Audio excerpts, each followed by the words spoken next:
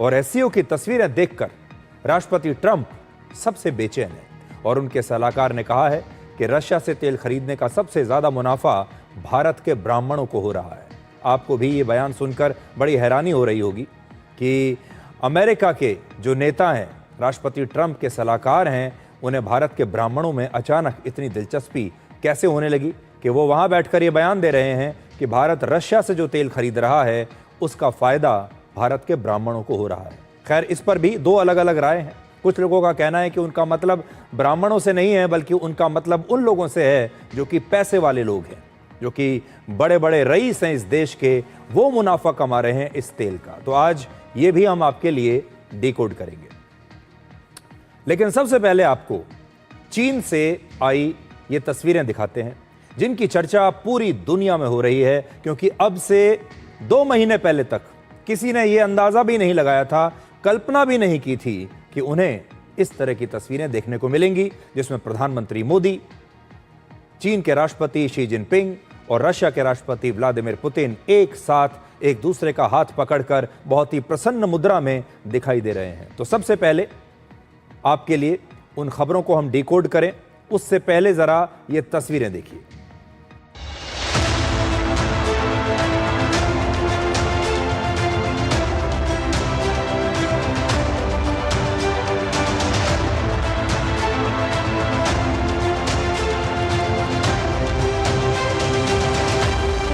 हमारे संबंधों को एक सकारात्मक दिशा मिली। परस्पर विश्वास, सम्मान और संवेदनशीलता के आधार पर हम अपने संबंधों को आगे बढ़ाने के लिए प्रतिबद्ध हैं।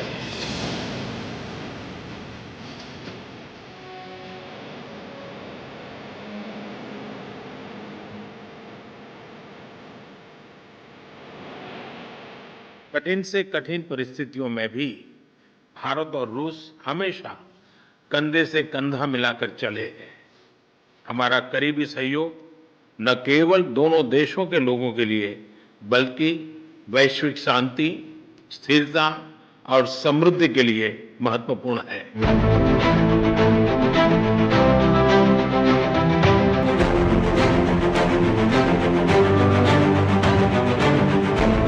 हमें स्पष्ट रूप से और एक स्वर में कहना होगा कि आतंकवाद पर कोई भी डबल स्टैंडर्ड स्वीकार्य नहीं है।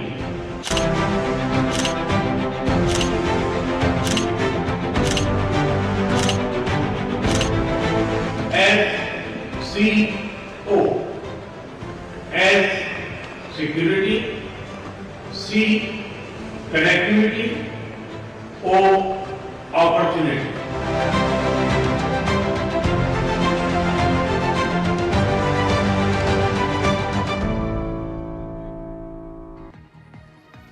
प्रधानमंत्री मोदी ने अपने 75वें जन्मदिन से सिर्फ 16 दिन पहले तियानजिन में हुए इस एससीओ समिट में एक ऐतिहासिक कूटनीतिक जीत दर्ज की है।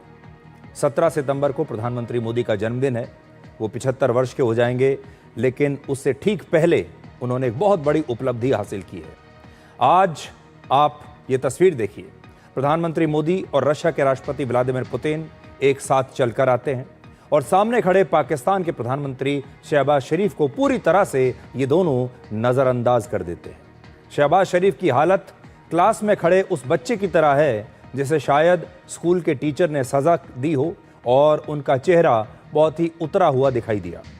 इसके बाद प्रधानमंत्री मोदी और राष्ट्रपति पुतिन चीन के राष्ट्रपति शी जिनपिंग से जाकर मिले और फिर तीनों नेताओं के बीच कुछ इस तरह से बातचीत शुरू हुई मानो ये तीनों बहुत पुराने दोस्त बहुत दिनों के बाद मिले हों।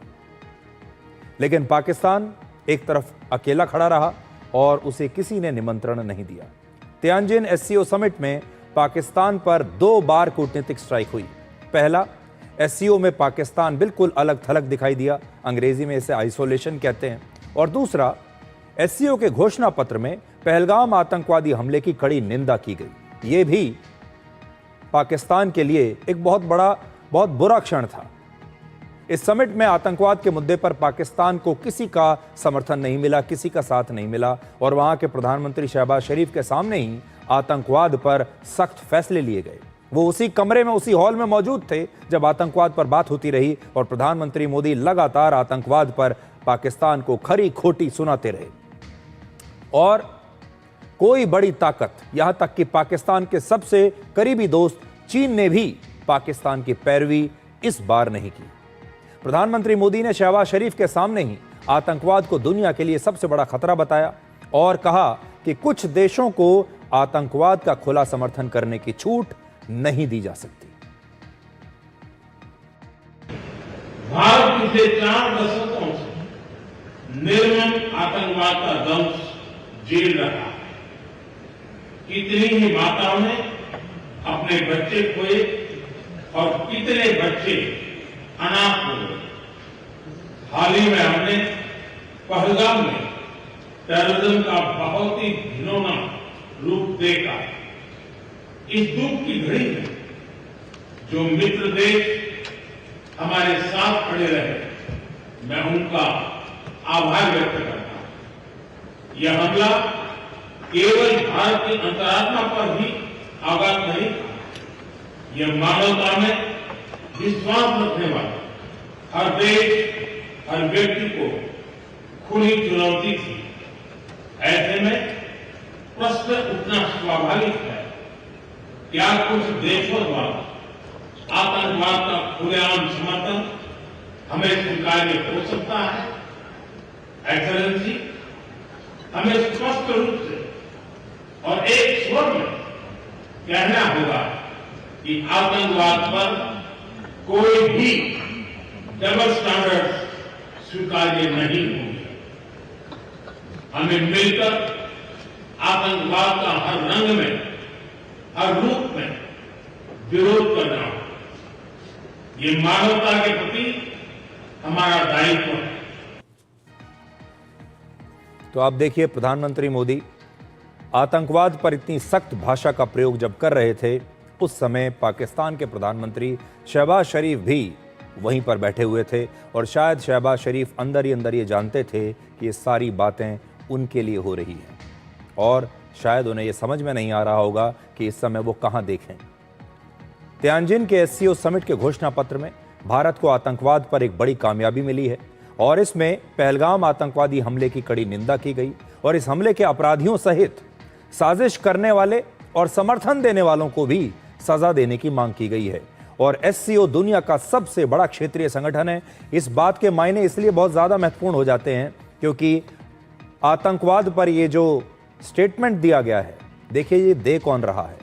ये दुनिया का सबसे बड़ा क्षेत्रीय संगठन है। इस संगठन में भारत, रशिया और चीन सहित दुनिया के 10 देश शामिल हैं।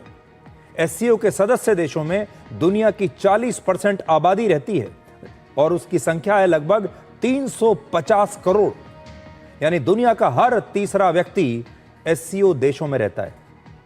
दुनिया की जीडीपी में एससीओ का हिस्सा करीब 25% है और इन देशों के पास दुनिया का लगभग 24% इलाका है, यानी क्षेत्र है। इतने बड़े संगठन में आतंकवाद के खिलाफ इतना बड़ा फैसला हो गया और इसे आप पाकिस्तान की एक बहुत बड़ी कूटनीतिक हार कह सकते हैं। पाकिस्तान की एक हार हुई ऑपरेशन सिंदूर के दौरान और दूसरी हार आज हुई है। ऑपरेशन सिंदूर में पाकिस्तान को हमने हराया शक्ति के दम पर, हथियारों के दम पर, युद्ध में हराया, युद्ध के मैदान में हराया और आज कूटनीति के मैदान में भी भारत ने पाकिस्तान को बुरी तरीके से पराजित किया है